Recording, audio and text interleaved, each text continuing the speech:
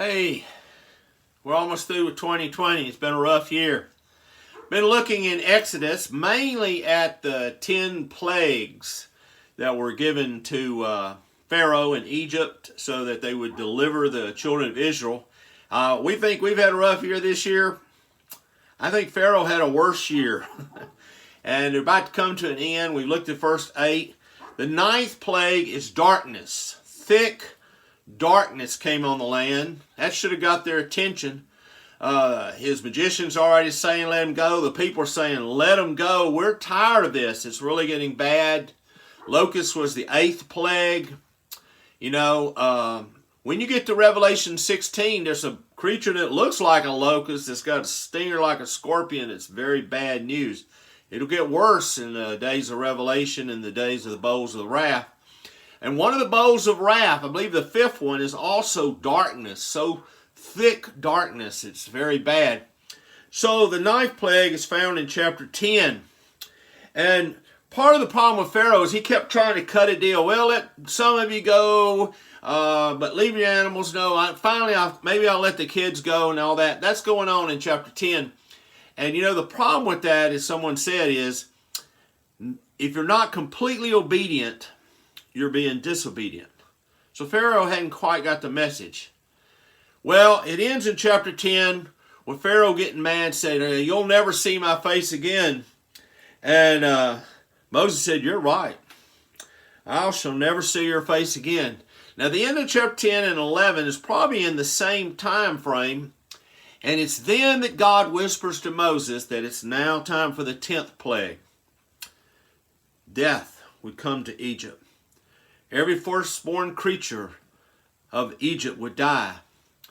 The Jews were to put the blood on the door so that the death angel would pass over and they would not die. And that is what comes in actually chapter 12. And chapter 11 is where it's presented and what's coming. And it talks about having a Passover lamb, that this would be a continual remembrance.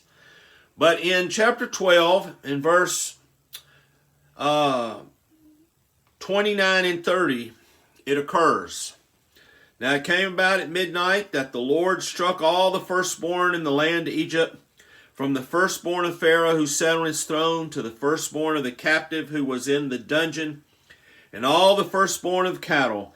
Pharaoh rose in the night, he and all his servants and all the Egyptians, and there was a great cry in Egypt, for there was no home where there was not someone dead. Then he called for Moses and Aaron at night and said, rise up, get out from among my people, both you and the sons of Israel, and go, worship the Lord as you have said. Take both your flocks and your herds, also you have said, as you have said, and go and bless me also. And so it had finally come. Leave. Get away. This is one reason why the Jewish people can count all the way back thousands of years to when the Passover occurred. That's why the first son of women is given to God. That's why Mary went to honor the Lord by dedicating her first child, Jesus, from her womb in the Bible. And we see Simeon and all that going on. God had passed over the Jews and had struck the Egyptians. The Egyptians knew that 10 plagues was all it needed. If there was an 11th plague, everyone would have died. But God wanted to glorify Him, that He was God. Years later, people would remember what had happened. The Canaanites were struck in fear with what God had done with the Egyptians 45 years later. God wants to pass over us and save us through His Son, Jesus. I hope you know Him because He loves you. Goodbye.